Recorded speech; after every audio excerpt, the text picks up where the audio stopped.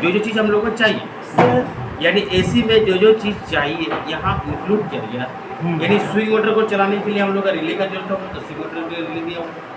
Compressor को चलाने के लिए स्टार्टिंग हम लोग का फेज वायर का और न्यूट्रल वायर का जरूरत पड़ेगा, तो यहाँ से लोग फेज वायर, यहाँ से न्यूट्रल और यहाँ से फेज वायर लेंगे। फैन को चलाने के लिए स्पीड हम लोग यहाँ से लेंगे, एक लो, मीडियम, हाई। देखिए पहला हम लोग क्या है, यहाँ पे लो, उसके बाद मीडियम या हाई, ये तीनों स्पीड का हम लोग ले सकते हैं। यदि जैसे हम पंखा चलाते हैं तो स्पीड हम लोग घुमाते हैं से, लेकिन यहाँ रिमोट से दबाएंगे तो स्पीड अपने आप घटेगा, बढ़ेगा। यानी जो स्पीड हम लोग सेलेक्ट करेंगे उस स्पीड से पंखा चलेगा। कौन सा पंखा? Floor fan. फ्लोर फैन जो हम लोग का हवा देता है, यानी कूलिंग हवा को जो देता है वो फैन चलेगा। और सेम स्पीड से आपको कंडेंसर फैन भी चलेगा। क्यों? क्योंकि दोनों एक से अटैच है, दोनों एक ही शाफ्ट से है, एक ही मोटर, तो दोनों एक साथ घूमेगा। हम लोग का ब्लेड अलग अलग लगा हुआ है, एक ब्लोअर ब्लेड लगा हुआ है और एक फैन ब्लेड लगा हुआ है ना, लेकिन एक ही स्पीड से चलेगा। तो हम लोग का यहाँ से 3 स्पीड लिए। और ये जो हम लोग देख रहे हैं ये रिले है, तो रिले का काम क्या है? रिले का काम क्या है? एक साइड से लाइन को लेना और दूसरी साइड पास कर देना, यही काम है ना रिले का।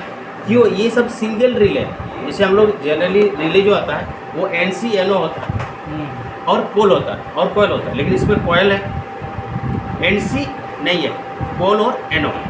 तो जब रिले ऑन होगा तभी तो NO से कनेक्ट होगा।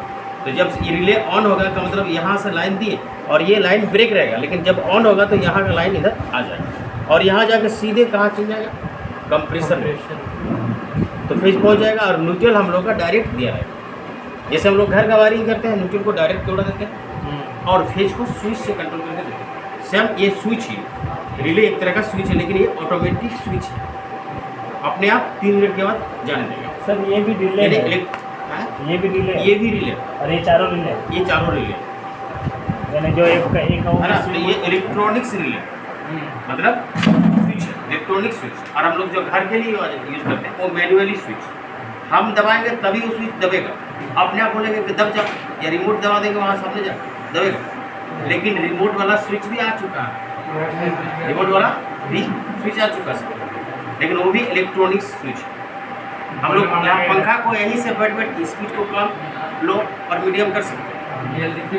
हाँ, उसमें हम लोग का सेंसर फिट है, उसका रेट ज़्यादा है, समझे। तो अभी वो मार्केट में 1-2 बार में ले पाया है, क्योंकि रेट ज़्यादा है।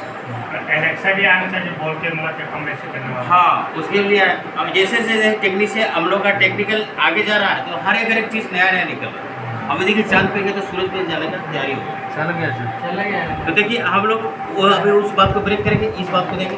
तो ये देखिए 3 रिले हम लोग लो, मीडियम, हाई के लिए, और एक स्विंग मोटर के लिए और एक कंप्रेसर। लेकिन इसको चलाने के लिए, यानी इस रिले को चलाने के लिए DC वोल्ट का जरूरत है। रिले के कॉइल को चलाने के लिए, इसको ऑपरेट करने के लिए DC वोल्टेज का जरूरत पड़ता है। उस DC वोल्टेज हम लोग यही AC से DC बना, तो AC से DC बना लेंगे। तो पहले हम लोग वोल्टेज, हम लोग का 230 वोल्टेज आया, तो उसको हम लोग स्टेप डाउन कर लेंगे। तो ये ट्रांसफार्मर से स्टेप डाउन कर लेंगे। क्यों? यदि हम लोग डायरेक्टली AC वोल्ट 230 वोल्ट दे देंगे तो 315 या 10 वोल्ट DC हो जाएगा, लेकिन हम लोग का उतना DC का जरूरत नहीं है। तो आयरन कोर का, हाँ, ये आयरन कोर। सर चेक कैसे करना है? कंटिन्यूटी मोड पे रखिए, स्टार्टिंग हम लोग का प्राइमरी कॉइल और सेकेंडरी कॉइल को बारी बारी से रीडिंग देखें। सेकेंडरी कॉइल में बीप आएगा और प्राइमरी कॉइल में रीडिंग आएगा, तो ये ट्रांसफार्मर सही है। इसके बाद यहाँ से आउट होगा स्टेप डाउन वोल्टेज। वो वोल्टेज कौन सा रहेगा? उस वोल्टेज को हम लोग 4 डायोड लगा हुआ, उसे हम लोग DC में बदलेंगे। जब DC में बदल जाएगा उसके बाद हम लोग उसको फिल्टर कर लेंगे। तो इसके लिए कैपेसिटर लगा लेंगे। अब फिल्टर करने के बाद उसके बाद लगाए 7805 वोल्टेज रेगुलेटर को, कि जो भी वोल्टेज आएगा उसको फिक्स करके वोल्टेज को रेगुलेट करके, यानी 5 वोल्ट आउटपुट करें। क्यों? क्योंकि माइक्रो कंट्रोलर IC को काम करने के लिए 5 वोल्टेज है, तो इसके लिए हम लोग माइक्रो कंट्रोलर IC 5 वोल्ट इस वोल्टेज रेगुलेटर से आउट करें। उसमें तो बारी बारी से रिले को प्लस माइनस वोल्टेज की जरूरत है, DC वोल्टेज की जरूरत है, तो DC हम लोग बना ली। और बारी बारी से हम लोग यहाँ पे माइनस को एक साथ दे के रखेंगे और प्लस को जब देंगे तो ये स्विच ऑन हो जाएगा, यानी रिले ऑन हो जाएगा। और जब ऑन हो जाएगा तो ये वोल्टेज यहाँ से निकलना शुरू करेगा, यहाँ से वोल्टेज निकालना शुरू करेगा। जिसको हम लोग ऑन करेंगे उससे वोल्टेज निकालना शुरू।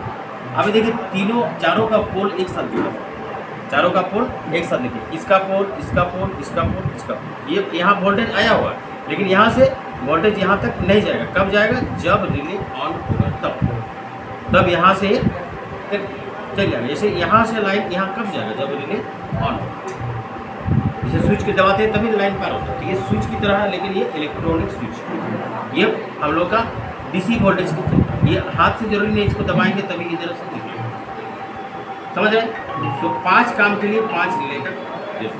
अभी जैसे हम लोग रिमोट दबाते हैं तो टी की आवाज़ आता है, ये बजर की जगह, ये बजर बजता है। क्या बोलेंगे प्राइमरी कॉल में अभी पाएगा?